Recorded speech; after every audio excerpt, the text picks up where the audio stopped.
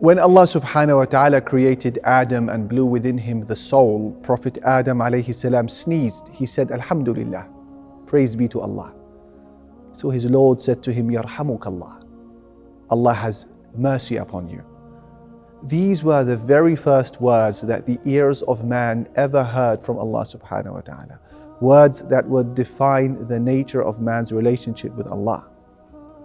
A relationship of mercy, Rahma. From the very outset, when our father Adam's body had barely just dried from the clay that he was created from, Allah wanted him to know that he has names, and that one of his majestic names is Ar-Rahman.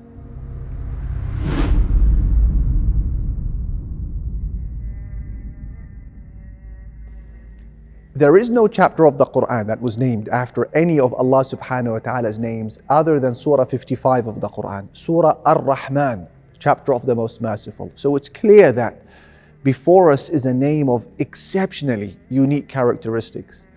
We know what mercy is as a human trait, but since there is nothing like Allah, what does it mean that Allah is Rahman, merciful?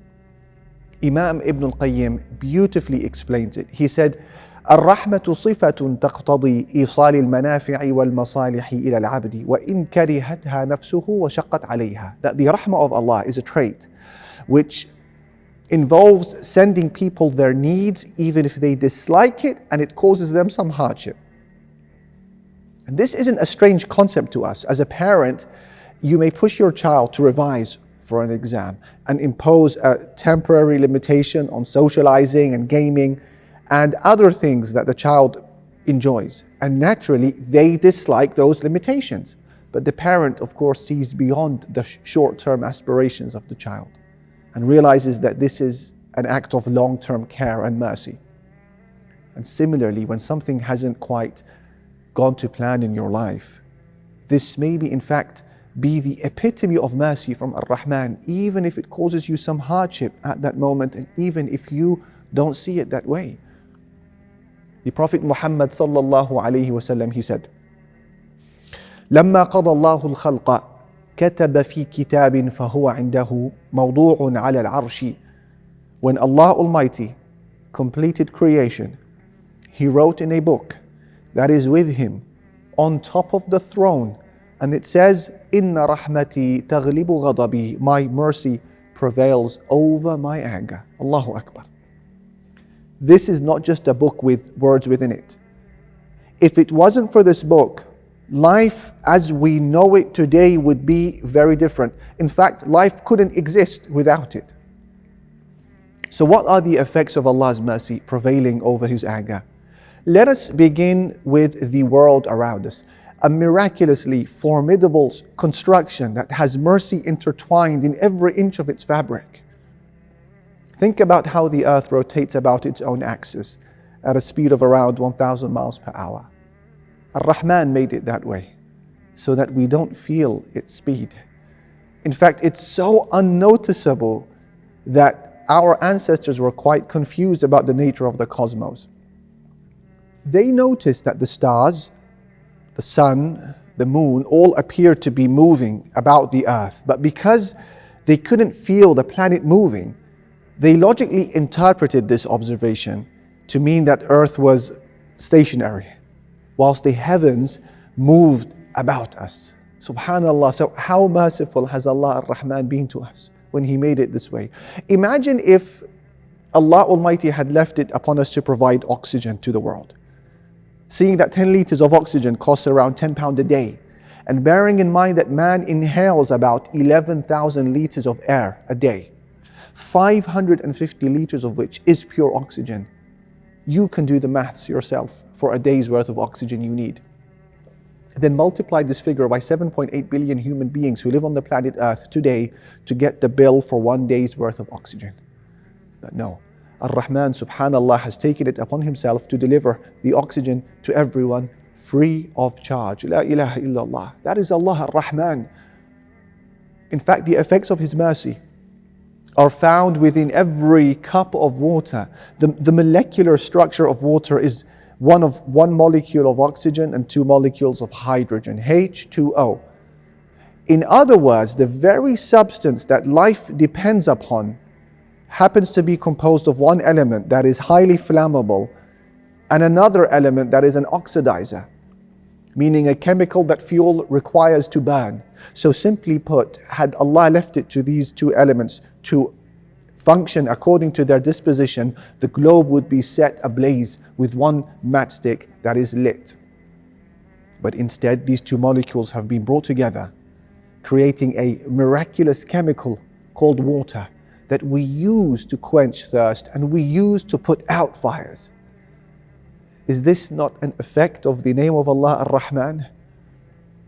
And look how it's been made subtle enough, water, for ocean divers to penetrate its surface and extract benefits from within the depths of the oceans. But on the other hand, water has properties that allow it to carry the heaviest of ships on its back at the same time.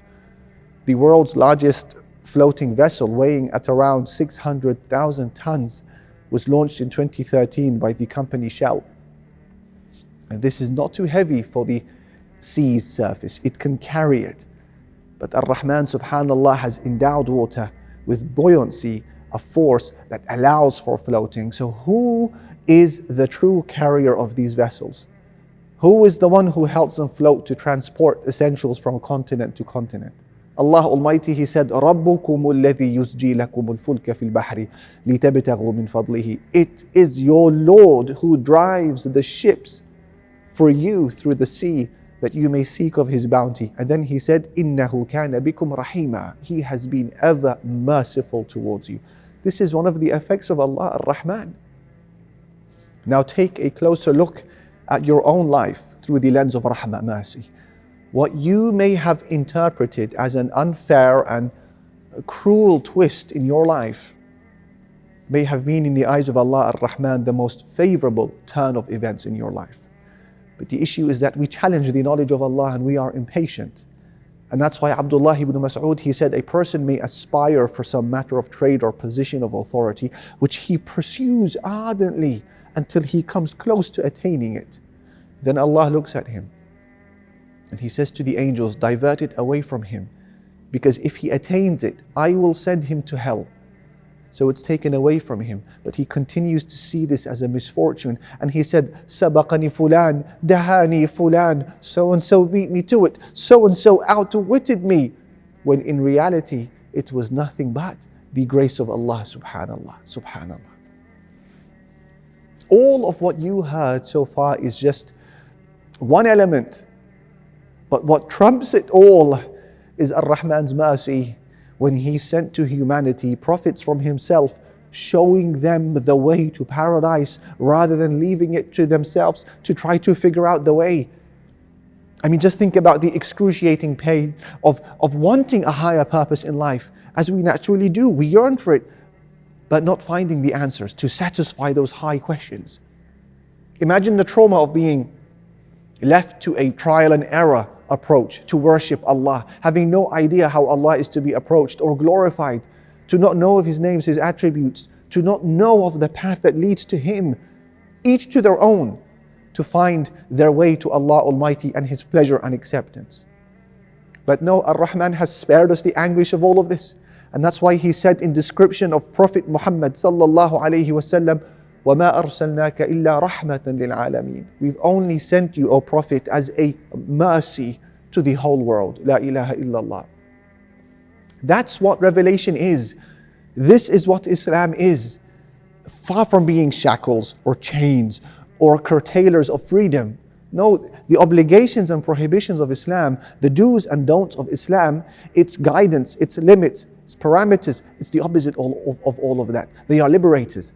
Liberty from our ignorance, from our slavery to our carnal desires, to our appetites. Rescuers from the whims of man and the never-ending dictates of society and their ever-changing trends. This is the true meaning of liberation and freedom. And this was the rahmah of Allah Ar-Rahman, when He gifted us with the crown of all favors, the crown of Islam. Allah was merciful when He obligated salah 5 times a day, and fasting and zakah and hijab. Allah was merciful when He prohibited interest when He prohibited zina, fornication, free mixing, consumption of or trading with alcohol. Allah was merciful when He prohibited these things. He was merciful when He sent the human manual, the Quran. He said, Ar-Rahman, the most merciful, Allama al-Quran, He taught the Quran.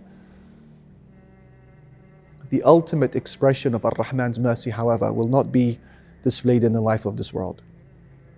It's been reserved for a time when people will need it most. When is that?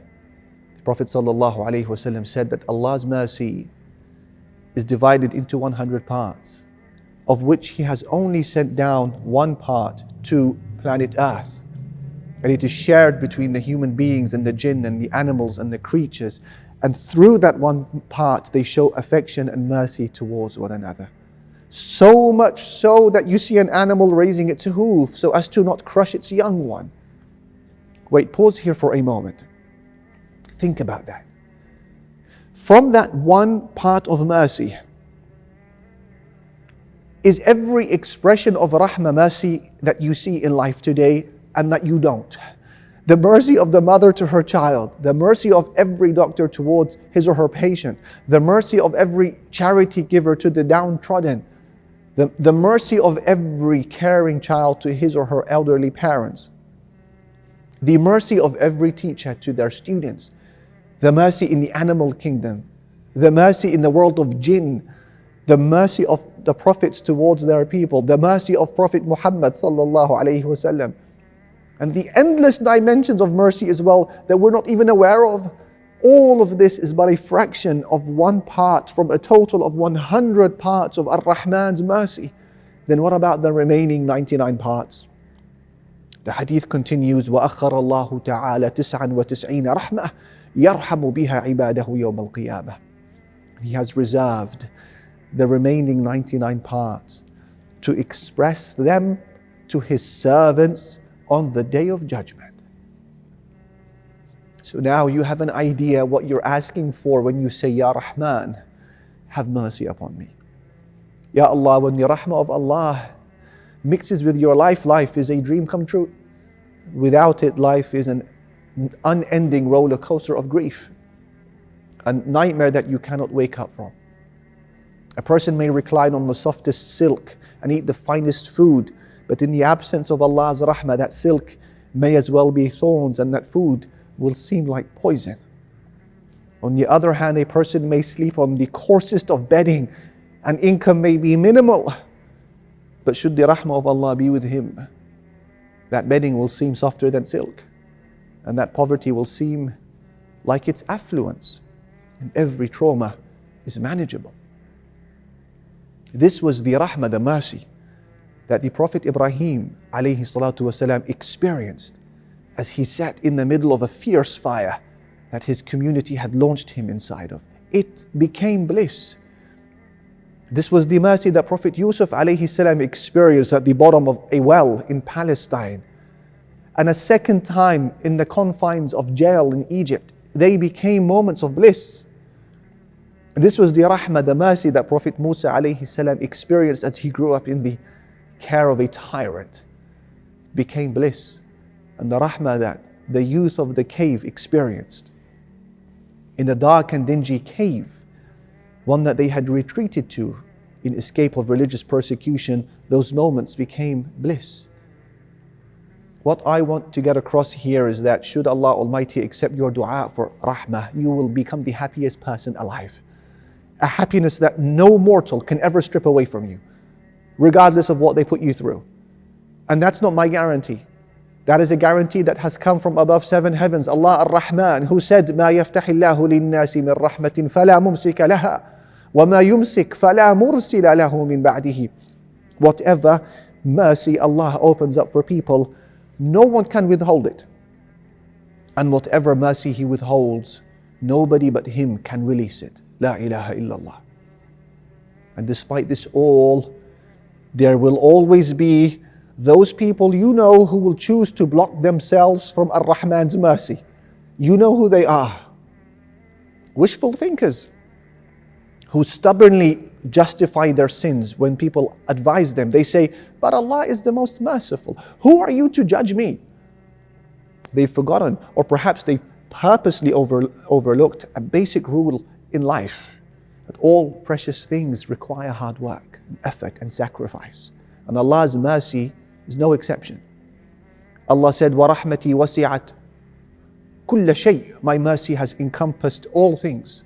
فَسَأَكْتُبُهَا لِلَّذِينَ يَتَّقُونَ وَيُؤْتُونَ الزَّكَاةَ وَالَّذِينَ هُمْ بِآيَاتِنَا يُؤْمِنُونَ. So I will write this mercy of mine for those who fear me, and those who give zakah, and those who believe in our verses.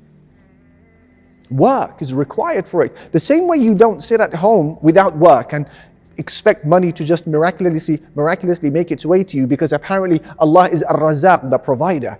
You also can't stick to your sinful or lazy ways, but then feel safe and say Allah is Ar-Rahman. This requires work, and that requires work. وَأَقِيمُوا الصَّلَاةَ وَآتُوا الزَّكَاةَ وَأَطِيعُوا الرَّسُولَ لَعَلَّكُمْ تُرْحَمُونَ. Allah said that establish the prayer. Look, it's work. And give the zakah and obey the messenger so that you may receive mercy. It requires work. So expose yourself to the rahmah of Allah. Don't deprive yourself from it by giving yourself over to a nightclub, or your mouth over to a shisha pipe, or your eyes over to a certain internet content, or your ears to the lure of music, or your wealth over to interest, or your liver over to alcohol, or your life over to shaitan. What mercy can you expect if we're lazing about for hours on end behind a TV set, wasting away with aimlessness and boredom, without ever putting pen to paper in planning for the hereafter? Ar-Rahman wishes to share His mercy, as He does so every second of the day. But it is man who sometimes refuses to be a full recipient of it through the choices he makes and she makes. So remove those barriers bit by bit, till every part of your inward and outward life is completely engulfed by the rahmah of Ar-Rahman.